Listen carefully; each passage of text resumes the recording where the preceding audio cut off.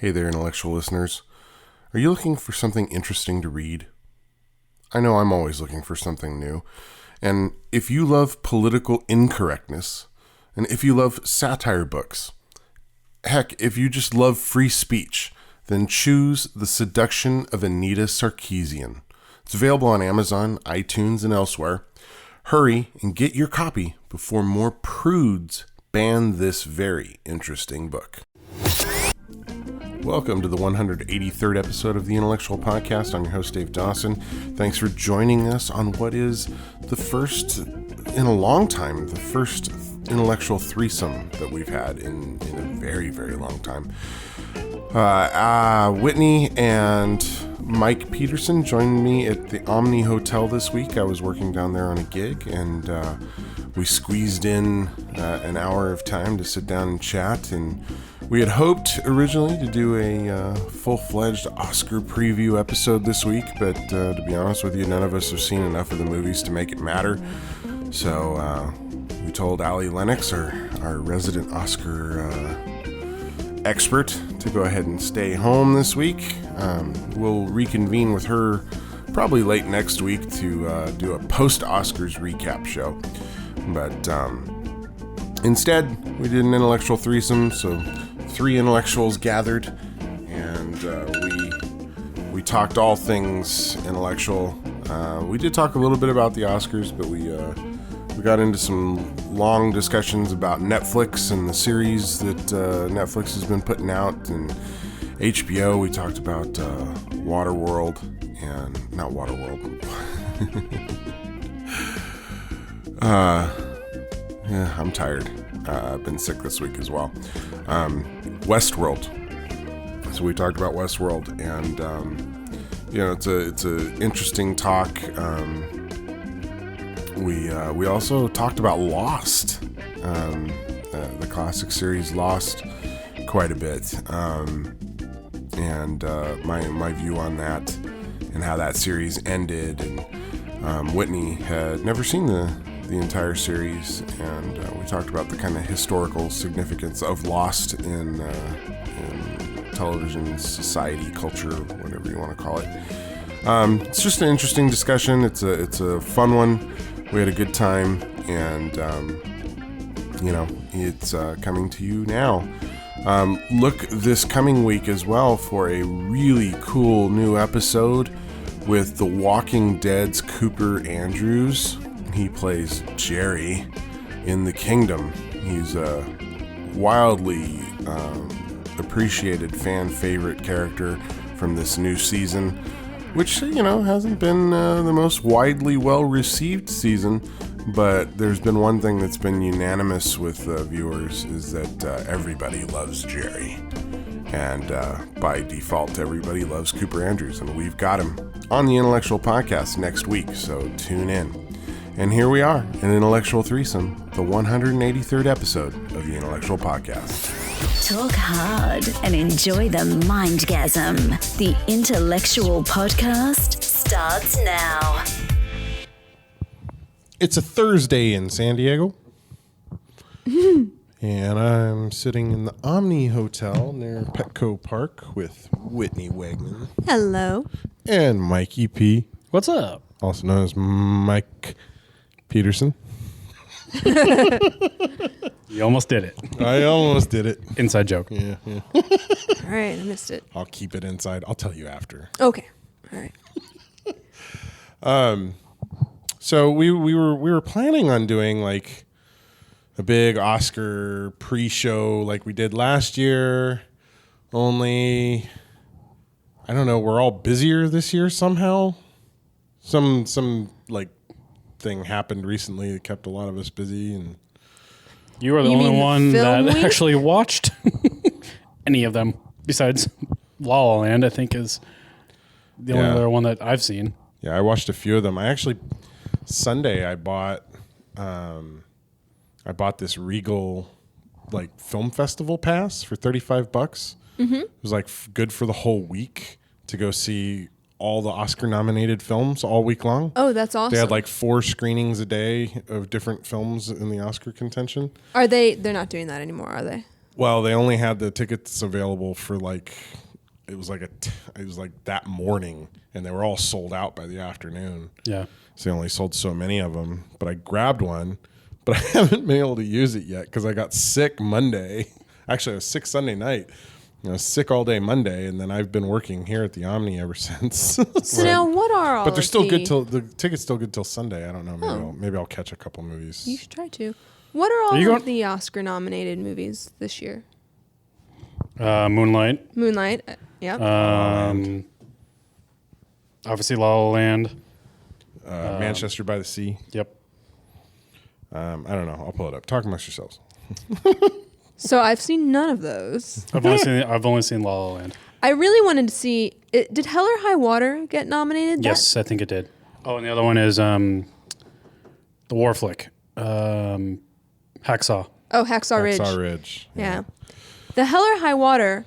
I have tried watching that multiple times on my Apple TV, and it won't take my money. I keep trying to rent it, and it just circles me back around to the same page over and over again. Interesting. I'm asking Apple to take my money, and they won't do it because I really wanted to see that when it was out in theaters, and I believe I had dance lessons during that time preparing for my wedding.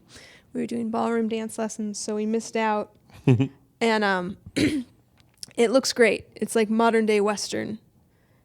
Yeah. I really So here they are. These are the best pictures. La La Land, Arrival, which I still Arrival need to looks see. good.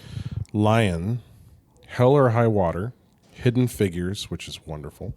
I was very pleasantly surprised by that one. Yeah. Moonlight, Hacksaw Ridge, Manchester by the Sea, and Fences. Wow. Best Actor, Andrew Garfield for Hacksaw Ridge, Ryan Gosling for La La Land, Denzel Washington for Fences, Casey Affleck for Manchester by the Sea, and Viggo Mortensen for Captain Fantastic. I haven't even heard of that one. Best Actress, Emma Stone for La La Land. She's delightful. She is. Isabelle Huppert for Elle, Ruth Negga for Loving, Meryl Streep for Florence Foster Jenkins, and Natalie Portman for Jackie. Ooh. Yeah. So then there's a bunch of stuff. Yeah, of course. We haven't watched enough movies for us to make any real sense of any of this. So. Yeah, it just hasn't been a movie year for me. I've been watching a lot more streaming Netflix. I've been watching a ton of Netflix this year. It's been the year of Netflix. Netflix has been amazing this year. Yeah, their content, the quality of their content has really gone up, and it makes it difficult, I think, to justify, one, leaving your house, and two, paying $20 for a movie ticket when you can watch equally good quality productions in the comfort of your own home. Let's see. This year we had on Netflix Stranger Things. Did Jessica Jones? That Came may have been out this time last year, right? Yeah, Luke Cage. But Luke Cage was in came the out. summer, Yep. right? Mm-hmm. Daredevil season 2 came out this year. Yep. The Santa Clarita Diet, which I'm not quite done with yet. I heard it's amazing. Unbelievable. I've watched the entire series twice already. It's amazing. Because I watched it with John, and we got through it in about 2 days, and then we introduced our roommate Lydia to it, and we literally just watched the entire thing in a night. It's so good. But I don't want to talk about it because I feel like people should just go and watch it. And that's what I found with anybody who's seen it. Like, Yeah. they won't talk about it to anybody else. They're like, you just got to go see it. Yeah, don't read anything about it. Don't look it up. Just watch it and be so pleasantly surprised because it is fantastic. That's basically the same explanation I've gotten from a couple people. They're like, they won't tell me anything about it, so I have no idea. But it's like, hey, you just need to Drew go watch this. Barrymore and Timothy Oliphant. And that Yeah. should be Timothy enough for you Oliphant's to want to watch Exactly. it. That's what I heard. Timothy Oliphant is kills amazing. it. I love that guy. I think this is my favorite thing he's done since, really since his performance in The Girl Next Door. Like, I loved his Yeah. performance Oh in my The Girl God. Next Door. I forgot about him in that movie. I don't think I've seen that, but I remember so good. I remember him being the drug dealer in Go so many moons ago. And then, of course, Justified and Deadwood, which I almost feel like those were the same characters. They're like upstanding sheriff types. Live Free, Die Hard. He was in. Yeah. He was the bad guy in that. No, he's just He's great. He's a really great actor who I don't think gets like enough praise and recognition. Like everybody knows him, but I always got him and the guy in Transformers. I was mixed up because they look kind of similar. Josh Duhamel. Yes. Kind of. I don't know. But they kind of had like that same kind of acting. The burliness? I don't know. Like I knew they were different guys. It's very understated performances, right. both. Yeah. Of them. I will say that. But I love him in a comedic role because you don't. Well, if you love him in a comedic role, Timothy Olyphant in The Girl Next Door is. When you hear me say something is the tits, I'm quoting him from that movie. He's amazing in that movie. It's. Wait. Is that the one where she's a porn star? Uh-huh. I have seen that movie. Yeah, and she moves in next door. That he. Yep. Yep. He's her producer. You are right. That was him. Oh my gosh. Got to ask yourself, is the juice worth the squeeze? I love that movie. Huh. Yeah. It's been forever. Anytime I'm clicking through these channels and I see that movie come on, like I don't care where it is, I stop and I got to watch it to the end. But yeah, he's brilliant in this show, and you're just going to have to go watch it. Yeah. Yeah. It's great. The kids do a really good job. The kid actors in this show. Yeah, they're fantastic. Yeah. What else did Netflix have this year? They got Black Mirror, which if you haven't gotten into Black Mirror, you should get into Black Mirror. Man, that's one of those you can only watch in small increments because it's a little too close to home, and sometimes it's just like, oh. Thankfully, it's really short seasons. Yeah. I think it's for me this last year. Besides, obviously going to see like a big blockbuster movie in the theater, so for me it's any action flick because that's worth seeing in a theater. It's been Netflix or HBO. Westworld. This was such a great year for TV series, and it was back and forth between Netflix and HBO. Yeah, and it was really tough. Like during the last set, like during the Golden Globes, it's like, oh, who do you pick for best TV? Because they were all up against each other, and they were all amazing. Yeah, absolutely. Westworld was unbelievable. So good. Man, yeah. Can we do spoilers about Westworld? I feel like we've given people enough time now that we can talk about this openly. Okay. Okay. Spoilers, folks. You've been warned. All right. So, yeah, the whole thing with William's character, did not know that was coming. Didn't even have it as a thought in my mind until one of our friends, Matt, mentioned that he had read on Reddit that this was a theory. And once he postulated that theory, John and I started going through each and every episode because, it was like right before the last episode. And we got about to episode 2 and look at each other and go, damn it, he's right. And it was just so disappointing because I feel like had that theory not been planted in our heads, we would have gotten to the last episode and just I luckily didn't get any of that stuff. So I was like, for me, it started on episode 6.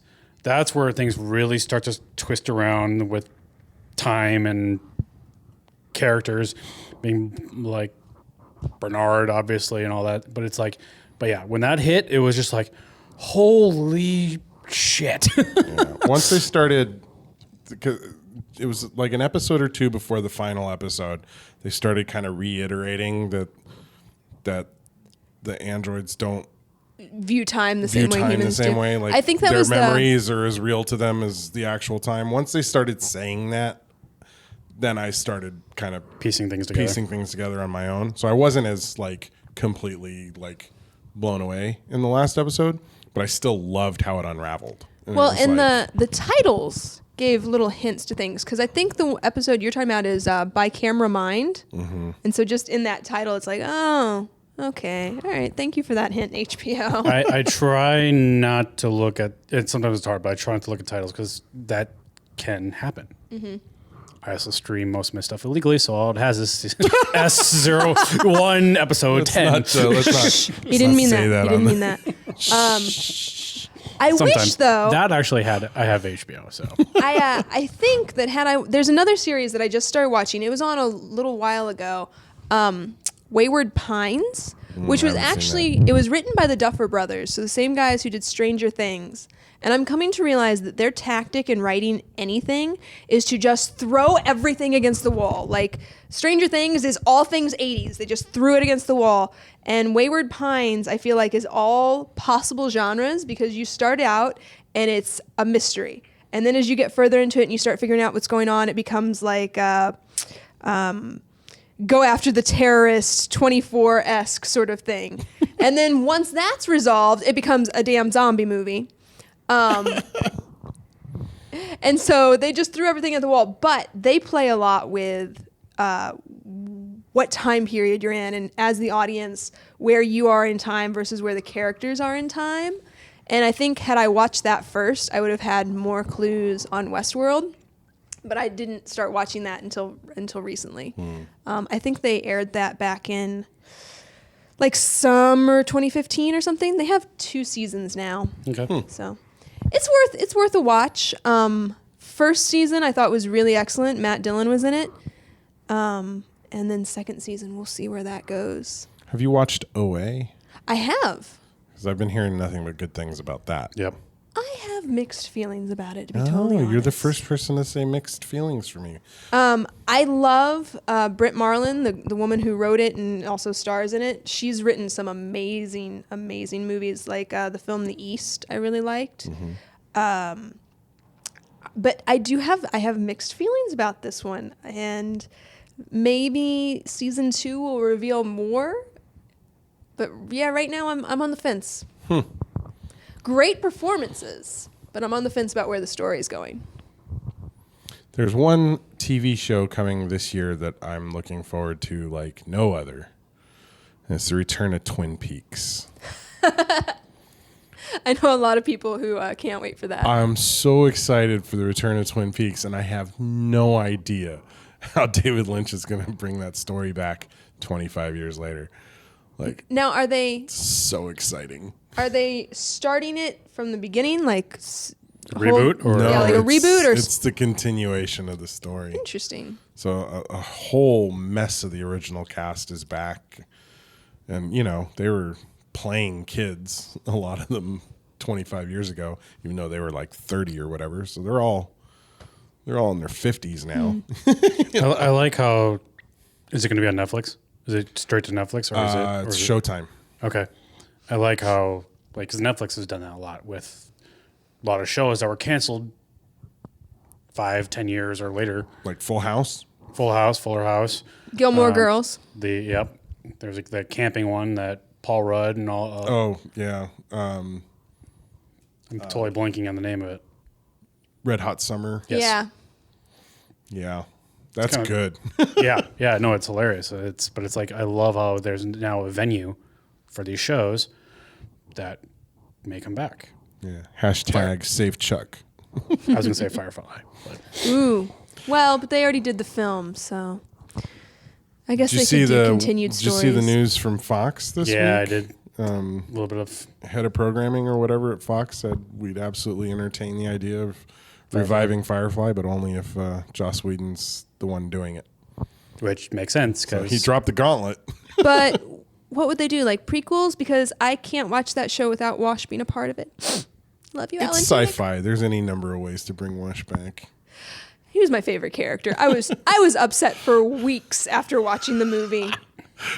So mad. Well, sad, when the movie was coming out, I hadn't watched the TV show. I was in a weird headspace at the time. And my dad was like enthralled with Firefly, and he's like, "You got to be watching this show." And I'm like, you know. I think it's because I had like just moved out of the house, for like the third time, and I just didn't want to have anything to do with anything my dad was interested in at the moment.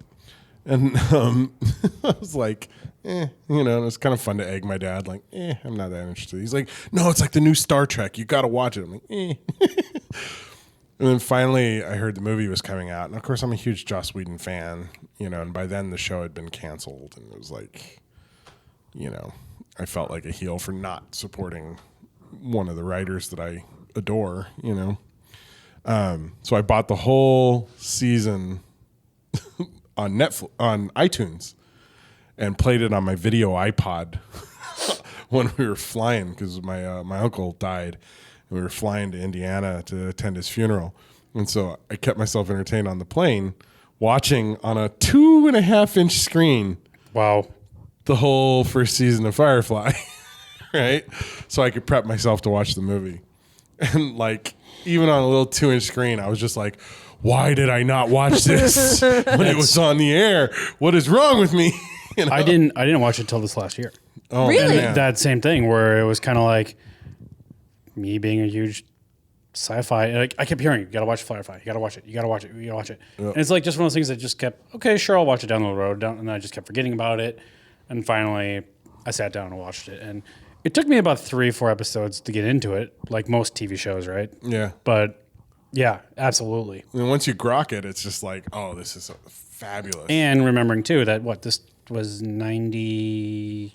It's 2002. Was that? Well, okay. Either way, it's still 15 years old now. Well, I remember when they actually aired it on Fox, and I decided to watch it because I was a huge Buffy fan. I love Buffy. I did not like it when I watched on Fox because, and I realize this now, they aired it out of order. Yeah. And so the first episode, I had no idea what was going on or who these characters were, and I just immediately was disinterested. Yeah, they did all sorts of weird things with it. They just really did. Like forced it into cancellation. Yeah, it was very confusing. And then I was maybe 3 or 4 years later, right after I finished high school and was getting into college, that I went ahead and watched it, like the whole thing. And that watching it in order helped so much, and I really enjoyed it. So yeah. So in some ways, I avoided all of the confusion of watching it on the original airings. Because my dad even told me, he was like, I think they're airing stuff out of order, though. And I was like, yeah, I'm reading that, on the message boards. Early internet. But yeah, I watched it on this little 2.5-inch screen, and then I went and watched the movie, and like I was in love with these characters at that point, and they were very freshly like ingrained in me. Like a couple years hadn't gone by. It was right then I'd finally watched the show, and then I watched the movie, and I'm like, no! Damn you, Joss Whedon! You always kill the good ones. yeah, that was sad. Well, it was the same thing when I watched the Avengers, when Coulson took it to the heart. Mm-hmm. People in the audience were like, no! And I'm like, Joss, you always do it, Joss. You kill the ones we love. So, yeah, not a main character, but like enough to make a huge impact. Yeah, and the ones that you love. Exactly. Exactly. Main characters, it's shocking. It's like whatever, but you never figure like, oh, this almost main character, secondary guy, he's pretty safe. He's the comic relief. He's the sidekick. You're never going to kill that guy off. Nope, Joss Whedon's going to kill him every time. I'm trying to remember. He did it a couple times with Buffy, too. Yep. Yeah, it's the exact same kind of character, too. Mm-hmm. Well, at least we know. We know which ones he's coming for now. At least he's not like George R.R. Martin, where it's just like, yeah, anybody's up for grabs. They're all going to die horribly. That is, when Game of Thrones came out, this was the first TV show that's like, wow, no one is safe, and I love it because of that. Now it's kind of, it's lost. Lost was that way. I never watched Lost. Oh, it's good. Lost is minus really a couple good. of middle seasons, but I can count on one. I think I've seen 3 episodes. I used to date someone who watched it religiously, and I just remember walking in on a scene where there were polar bears wandering around the island. I'm like, I'm gonna go back and read a book. I'll be back. That was one of the very first shows that I saw that you can't miss an episode, and you need to go. You have to watch it sequentially. Like, yeah. That seems a lot of It's life to dedicate. It was but great. it's worth it. It was really great. And it was the first show to really embrace fandom in a way that was like tangible. Like they dropped hints online. If you saw a website on the TV show, the website actually existed online, and you could hop on it and like disappear down the rabbit hole chasing clues. Like it was incredible. They created a whole like alternate reality to the show that you could continue on with, and Especially when Dharma Initiative came out, like that became like completely changed the landscape. And they podcasted like continuously through the summer when the show wasn't on, and so there was content to listen to, and they would drop hints on that and things that are coming up, and websites you should be checking out, and then they would drop like weird fake ads for the airline like during TV shows, and if you were watching the TV show, suddenly you're seeing an Oceanic Air ad, and you're like, wait a minute, this is Lost. It was incredible. It was such a experience to be a fan of that show. It's something you can't replicate watching it on the Blu-rays, and it's something you can't replicate, I think, again with any new show, because it's kind of, people are like, I've been there already. But it was amazing. It was an amazing thing to experience if you got in on the ground floor with it and ran with it. It was a lot of fun. So as a fan, were you satisfied with the ending? I was. I wrote a huge thing about the ending because I feel like the majority of people who complain about it just didn't get it. That was me. It was too over their head. So you were not satisfied with the ending? I wasn't. I liked what they did, but for the most part, I was just like, what the hell is going on? I was just confused. But I figured it out later on down the road, but it was kind of like, okay. Yeah, well, the initial at that point, it's not. The initial reaction from a lot of people was like, well, they've been dead all this time. And it's like, no, idiot. The stuff on the island happened the way they showed it happening on the island. The stuff we were seeing in those flash sideways, exactly, was the metaphysical time that doesn't follow linear time, where they were all waiting for him to figure his shit out and join them in the afterlife, and they all join in at different times, and they were all waiting for each other to show up together, and then they were all moving on. Because in their lives, they all shared this one experience that was kind of the defining moment of their lives, and they weren't ready to move on to the next plane of existence unless they all went together, which I thought was amazing. It was such a cool idea, Yeah, see, I was like, I just thought so they've been in purgatory this entire time, which kind of, but not really. That was my initial. Yeah, you die, and then you have to figure out that you're dead. Right. And that's what the flash sideways was his process of figuring out that he's actually passed on. Yep. And then once he's figured that out, then he can join the rest of them who've also all figured it out now, and they move on. I thought it was amazing. It was really cerebral. But the whole show had always been that way. It was super cerebral. They didn't go out of their way to explain the answers to you. They just gave them to you, and then you interpret them. They never explained the polar bears, though, which always bugged me. So, okay, based on having watched it, and I'm sure you've maybe read interviews with the guy who wrote it. They did explain the polar bears. Do you think that the writer had that in mind the whole time, or was he just kind of writing as he went along, coming up with, okay, what's actually happening? Was there an end game trajectory? Well, they said early on, and what's his name who played Jack, Matthew Fox, said early on that final shot of him, they told him in the first season that would be the final shot.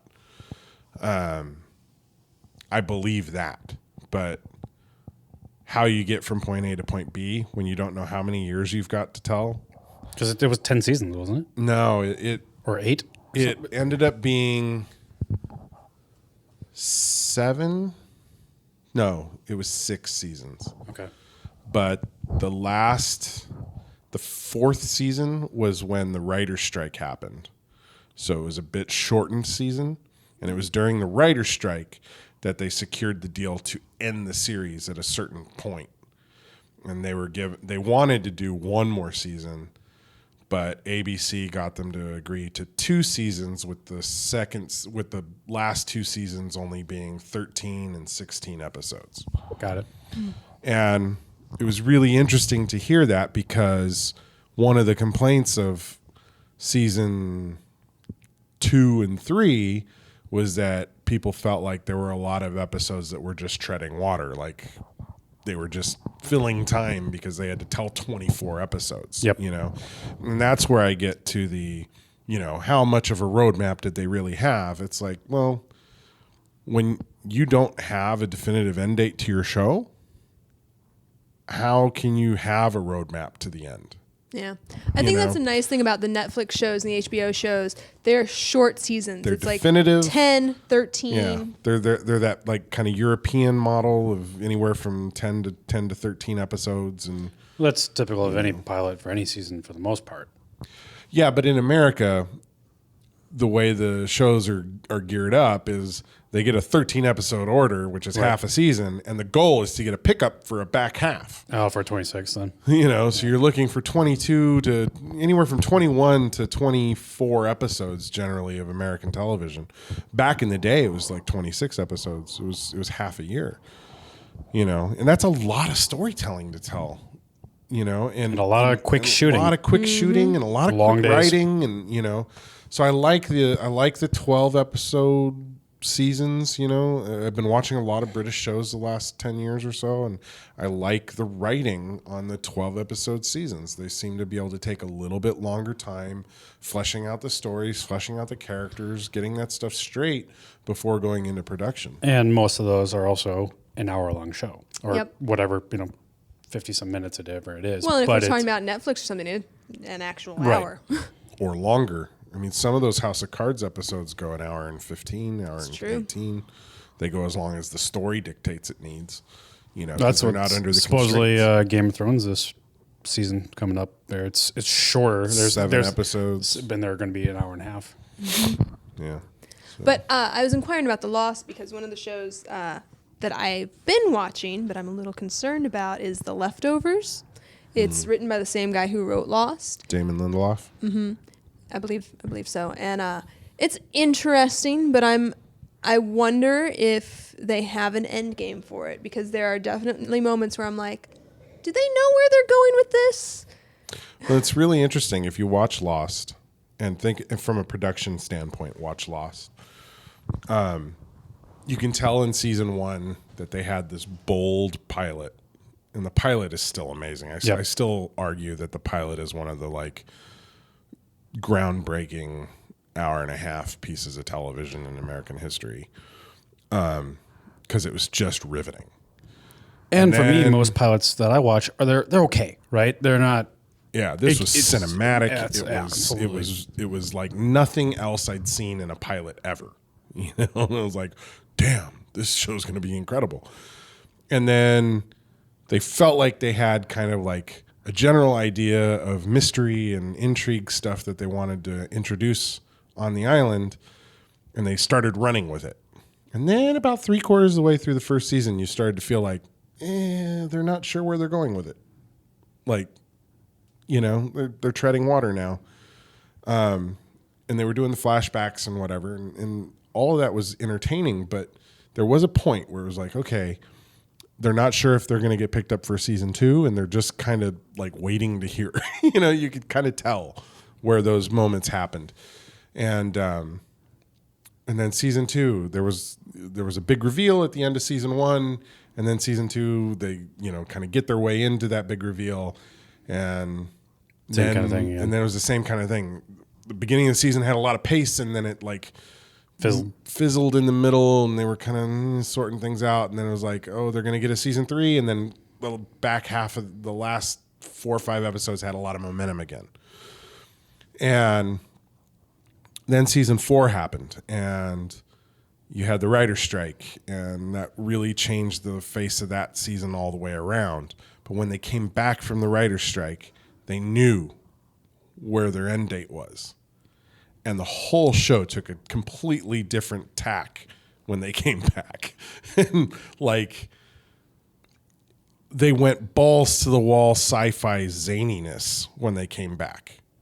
And it was like they had these ideas, these crazy ideas of things that they could do with the island for years, but they were kind of like trickling it out because they weren't sure how long they were going to have to tell stories. And then all of a sudden they knew exactly how long they had, and shit just got weird, and it got weird, and it was fast, and every episode felt like it had meaning and just steamrolled. And you all were the way finally to the getting end. a lot of your answers finally answered 4 or 5 seasons down from the first season. Yeah. So like a lot of things were getting answered. There were new questions being asked, but then those answers were coming quicker. And it was just like, it just moved super, super fast from that point on. And then they did the time jump, which was a huge like mind fuck.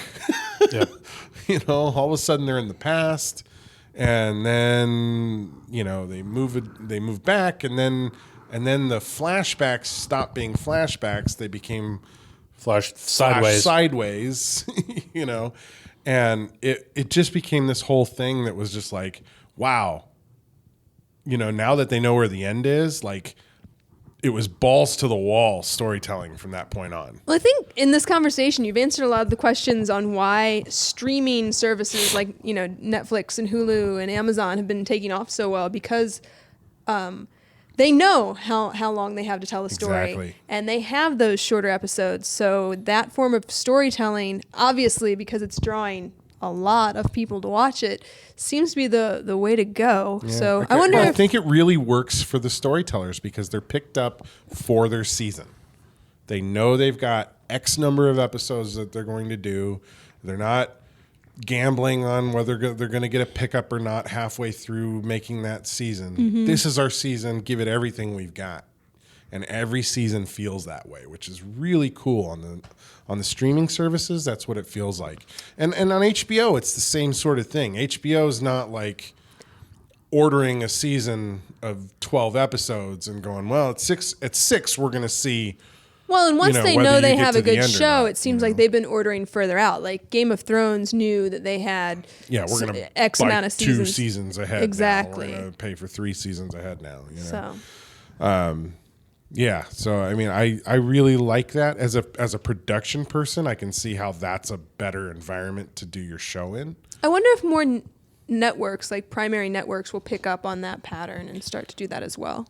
I think the other thing too is when you're weekly, and ratings are the driving factor and everything.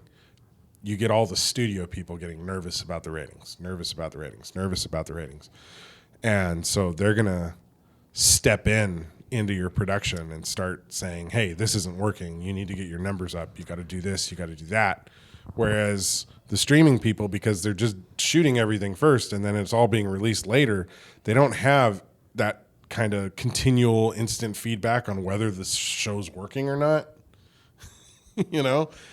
And so they're not being dicked with as much while they're making their show. They're free to just make the show. Yeah. And you see that on network shows all the time. Like showrunners get replaced after 4 episodes and everything gets completely retooled. And which it's is a completely tough. different show like 8 episodes in than it was when it started. And a lot of shows take a little bit to take off. You need the word of mouth to spread before they really take off. So you kind of have to let it incubate for a second.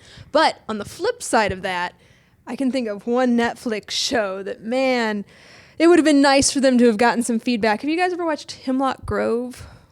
Oh, I heard about it, but I didn't see it. Don't watch it. I mean, I started watching their season 3 the other day, which, mind you, is better than the other 2 seasons. I won't continue watching it. It's better than the other 2 seasons, but still not up to par with the other things that Netflix has produced. Mm-hmm. And I think that was just a case of newer writers that hadn't done that type of storytelling and not having the feedback of the audience. So I heard a lot of people who really liked it, though. It's disjunct. But it is one of the earlier Netflix series, It too. It is. So... And there were now we're talking about Netflix now, and everybody's like, "Oh, these shows are fucking incredible." But if you go back to that first season of Netflix shows where House of Cards kind of broke out, House of Cards was one of like 5 shows that debuted that year, and I remember watching like 3 of the other shows and just being like, "This is crap." If this is what Netflix is putting out, I'm not interested. And I actually held off on watching House of Cards because I was so put off by those first few shows that I tried to watch. One of them was like a mob show. I don't even remember the name of it anymore. But I put off watching House of Cards because I was just like, yeah, if this is what Netflix is putting out, I'm not interested. And then I got pneumonia. I was stuck in bed, and I was like, it's Kevin Spacey and Robin Wright, and I love Robin Wright. I'll watch it. So I watched it while I had pneumonia, and like, just, oh my God, this is next level. This is not at all what the rest of those Netflix shows are like. Yeah, absolutely. Well, and a lot of that was Kevin Spacey bought into Netflix, and he really pushed doing the new content, and he was raising that banner to make those things happen. And good for him, man, because we've got a lot of good shows out of that. Well, and for me, Netflix and other streaming things, it's that perfect mix between, for those 10 episodes where you can go longer than a movie. You don't have to do a full season of 20-some episodes, which is for most people like that perfect attention span. But also, I haven't had cable in 5 years now. Same. So that's where I get my stuff now is Netflix, HBO. If not, I'm going to go to a movie or rent a movie. But we haven't. So I haven't watched quite cut forever. the cord yet. We're DirecTV, but we're getting close. We keep taking a look at the difference in price. Will we really save money if we cut the cable? And that's part of I think why Netflix is doing so well. We're at a point right now where it's about break even for the things that we want to watch, but it is very getting tough. Very close. I went through, and I still do it every once in a while, but I totally missed just channel surfing. Just going through and doing certain times a year. I used to love Shark Week. Can't obviously stream that anywhere. You could do like. Don't they have Shark Week stuff on Netflix though? They previous, used to, but not like not the current at the time. You can't watch unless some TV channels. You can go to their website, but you actually have to still have cable, so you can sign on. So you can't watch. You won't be able to watch the Oscars. What about using something like Roku or Apple TV? Potentially, yeah, but don't you still need? It depends on the service. It's like a subscription. Yeah, exactly. there's a form of subscription for it. And that's, one of the things that's getting ready to happen too is like CBS is releasing Star Trek this summer, right? Exclusively on CBS Access, right? Like the premiere episode will be on CBS over the air, but then all the rest of the show will be on CBS. So it's not going to be on. Huh. So you got to pay the $8 a month to watch Star Trek. Wow. So I think even the networks are moving to that model. CBS is testing the waters big time with Star Trek.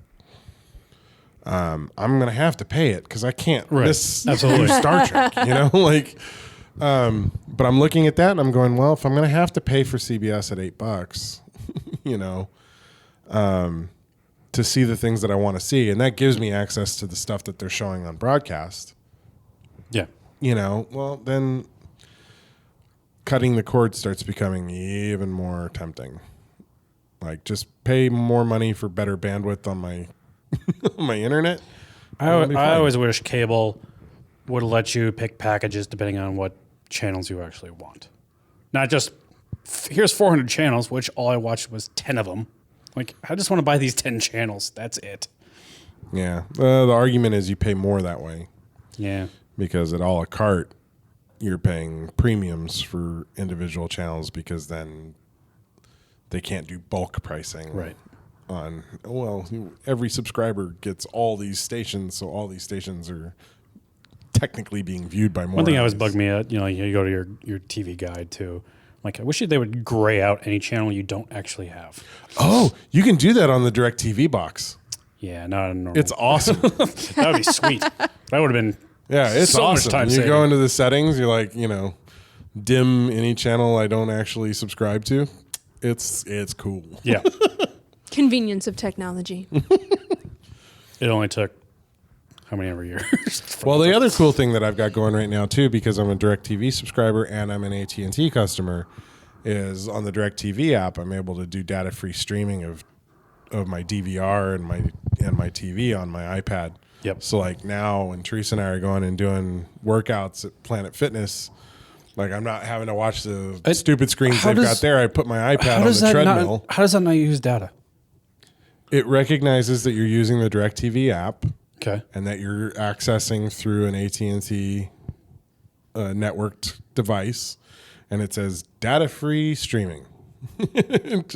So it's probably using data. It's just not charging you. It's using. Okay. It doesn't count towards my allotment. That's cool. Amazing. Yeah, because I was like, I don't understand how that actually works. Granted, I don't understand the internet or anything like that stuff, but yeah. So it's just a deal where AT&T, because they own DirecTV now, if you're using the DirecTV app, it recognizes that it's on the AT&T network, and AT&T doesn't bill you for the time, for the data that's being streamed for the video, which is totally cool. Man, I feel like we've been doing a lot of plugs for people tonight. I feel like AT&T and DirecTV, you wanna help us out with a little bit of sponsorship? We've been singing your praises this evening.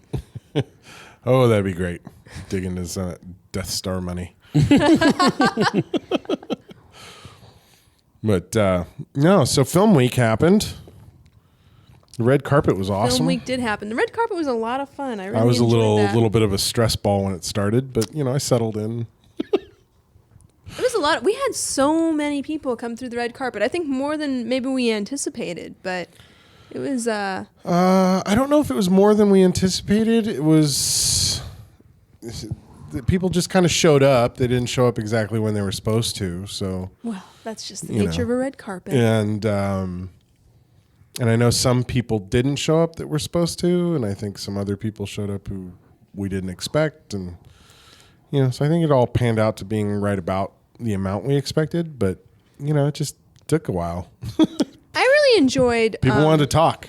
Yeah, it was nice getting to talk to people and find out what the new projects were, even projects that weren't necessarily showing at Film Week, but things that were coming up.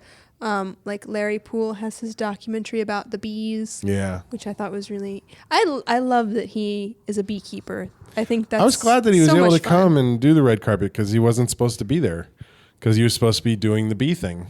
Because I talked to him a couple of days before, but then the weather happened, so he was available. I was glad he got to talk about the bees on the red carpet. It was great. I can't wait to see the documentary. Yeah, I gotta contact him because he was wondering if maybe I could help him with that. I'll see when he's going to do that bee run after all. Maybe I can go do that. But I think what I was most excited about... I'm not driving up there.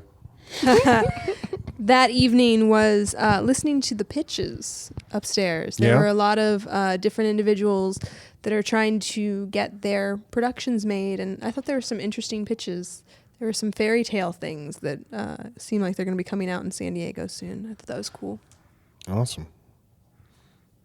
Mikey got there. I got there late. You got there late. And I worked for part of it with the Star Wars guys. How was that? How was hanging out with the Star Wars guys? It was quick. And like I said, I got there late. So, but just looking at their costumes was pretty awesome. Yeah. Those are some awesome costumes. I talked to a bunch of the steampunk people and how they made their stuff. And it was really cool. Yeah. Yeah. I don't know if anybody talked to those guys, but cosplayers are good people to talk to if you're looking for costume designers, because those people are all costume designers. Well, they were the first ones to walk the red carpet, so we talked to them a little bit about the charities that they were working with and things like that, but not about costume design per se. Yeah, one of the women, the female Boba Fett with like the parasol. She broke down absolutely everything from like what her jetpack was made out of and like her belts, and like it was really cool to see what. I mean, her jetpack is recycled bottles, toilet paper rolls, but like, and obviously cast to keep its form. But yeah, just like, hey, can you spot? I'm trying to think. An old Pringles can in my costume at all. I'm looking around like, oh, right there. That's great. Yeah. Excellent way to recycle. Right. Become Boba Fett. That's how I've made a lot of my costumes over the years. I don't cosplay a lot, but for Halloween and stuff, yeah. That's great. Yeah, they didn't really talk about that. That would have been a nice thing to chat about, was how they made their costumes. But, they talked about the important thing, the charities that they were working for, and that's what you really want to get out in your 15 seconds. Well, they had a little bit more time, but, 2 minutes of talking on the red carpet, talking about your charity, I think is a good use of one's time. Yeah, the carpet ended up running for an hour and a half, which was a good half hour longer than we had anticipated. But, it was great. I think last I looked, there were 2.2 thousand views of it on Facebook. Oh, something like that. That's cool. That's awesome. Yeah. So. Well, hopefully it brought in a lot of people to come see the films and things. I know Jody's super happy with how Film Week went, and I attended a number of screenings that were all, fairly well attended. Having done a lot of film festivals myself over the years, it's pretty common actually to show up to a film festival and have only like 10 people in an audience. Yeah, all the audiences I saw were pretty full. Yeah. Were there any films that you saw that really stuck with you? The San Diego Loves LA screening, there were some really good films there. And then the San Diego International Film Festival screening, every one of those films was amazing. And the San Diego International Film Festival films were all they were all message films, or about a cause, or some thing in the world that you should be paying attention to. And it was impactful, and they were really well produced. And Brian and I both sat through those screenings and just went, God, these are amazing movies. There was one about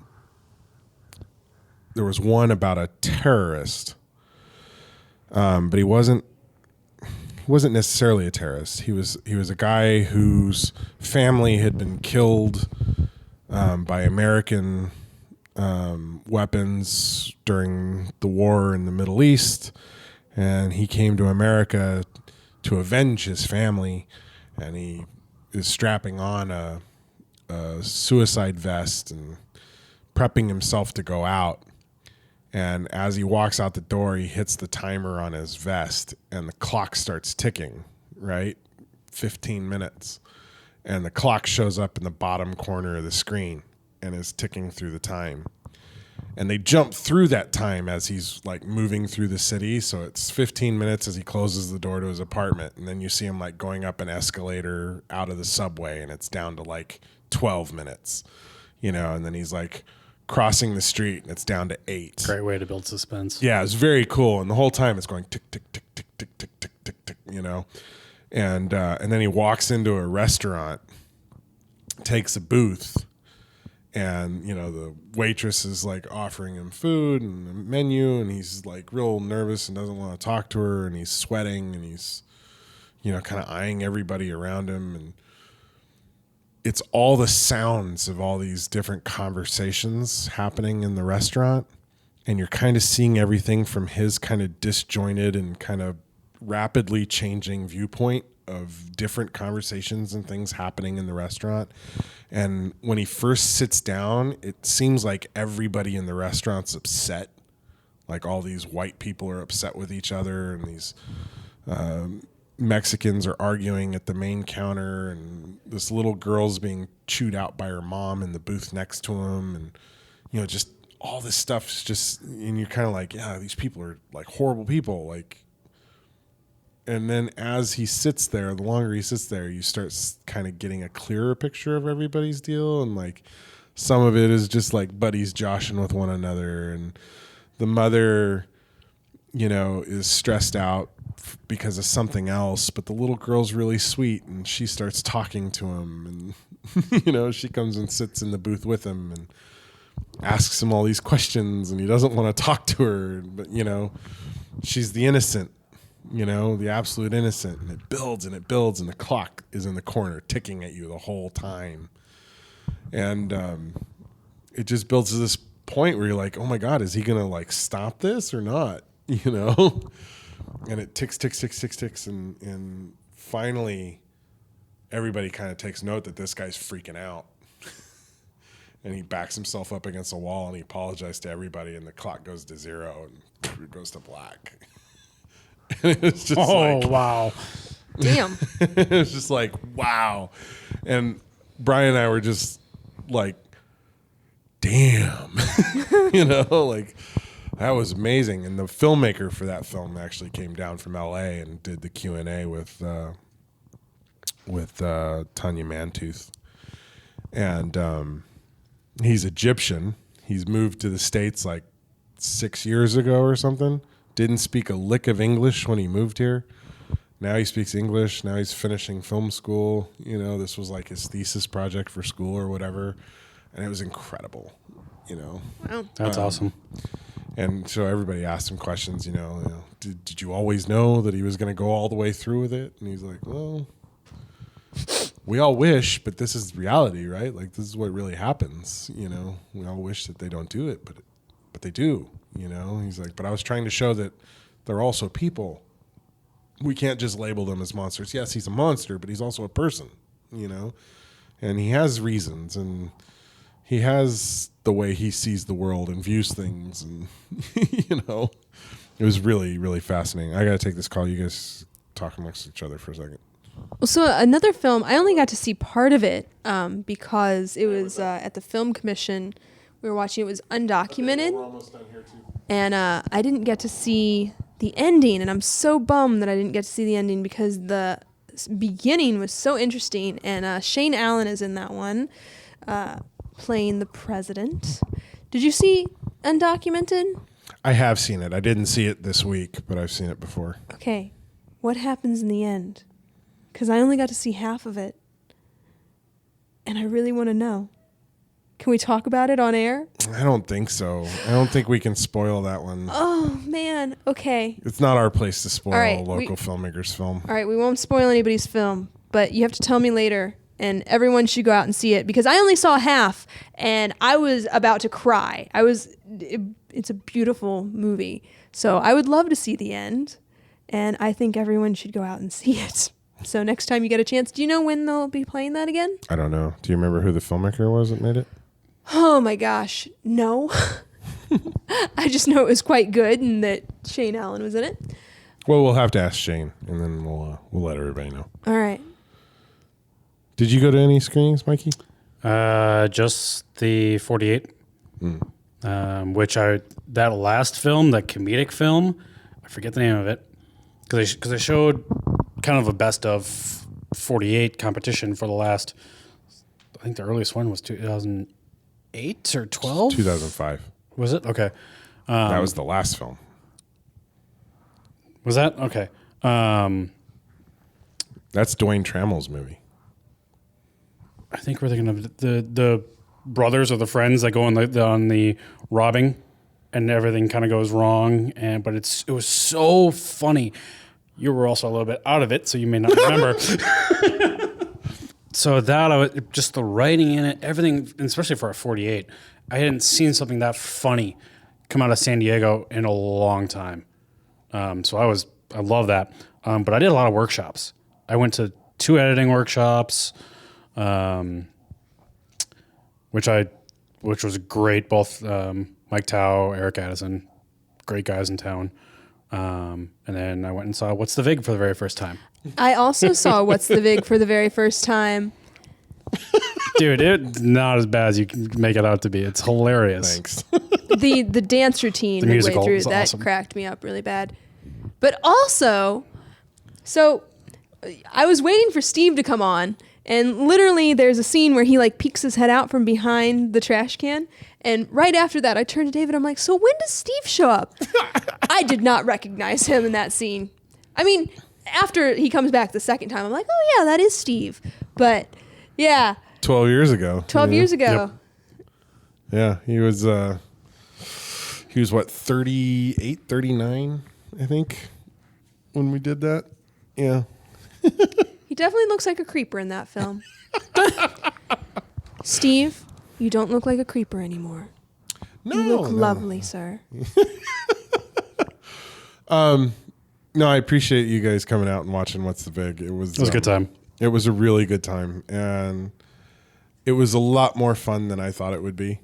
And you guys kind of Rocky Horror, the movie, which is great. And I think I've been talking about it with a couple of the people involved and a couple of the people in the film and stuff. And I think since Film Week is going to be an annual thing, I think we're going to make an annual thing of doing the What's the Vig drinking game screening. And just have fun with it. I would. It's awesome. I hope more and more people come out. Giving people free booze and having them throw things at the screen, everybody loves that. I think it's a good party, It's a good party. Yep.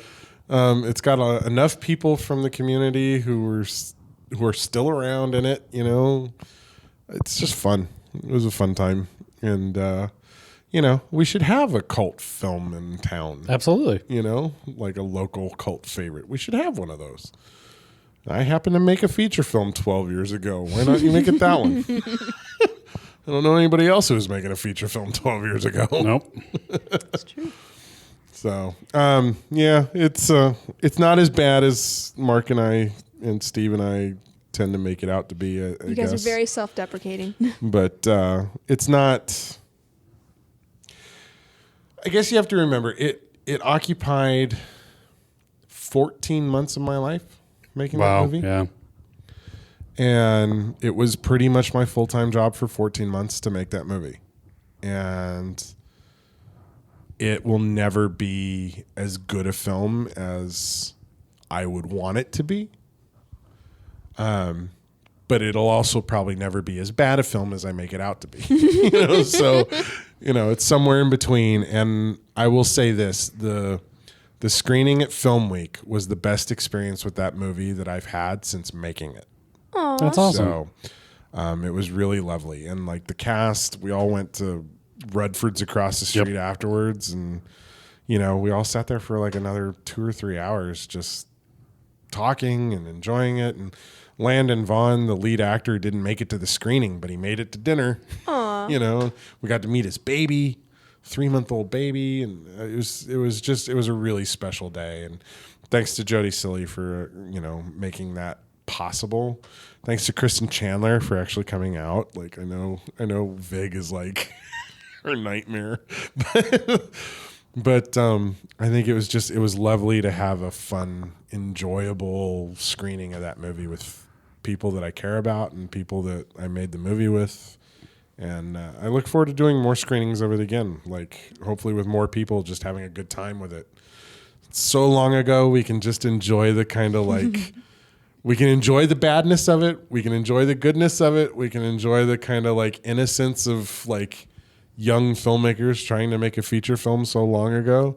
I think it's just great. So I think all awesome. of Film Week kicked off really well. You mentioned about the workshops. I've actually had a lot of people saying that was, they really enjoyed that. That was a good addition to the whole film festival atmosphere, was getting to go to workshops and learn from each other. Which, unfortunately, I didn't make it to any of the workshops. But yeah, we got one more party. Yeah. Party Saturday night. The other one got canceled due to rain. Yeah. Jody was worried about all of the volunteers who have to put the party together, having to drive around in the rain all day Saturday trying to get everything together for the party. So she postponed the party. So if you want to come out and party, it's tomorrow night based on when this podcast goes out. So Saturday night, February 25th, go to sdfilmweek.com to get the details. We'll be live streaming the red carpet there. It's the red carpet for the short filmmakers.